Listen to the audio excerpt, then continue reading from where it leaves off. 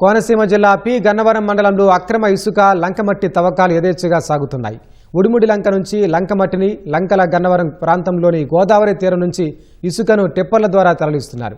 రాత్రి 8 గంటల నుంచి ఉదయం 6 గంటల వరకు సాగుతున్న అక్రమ దందా గుట్టు ఈటీవీ ఏనాడు పరిశీలనలో బయటపడింది.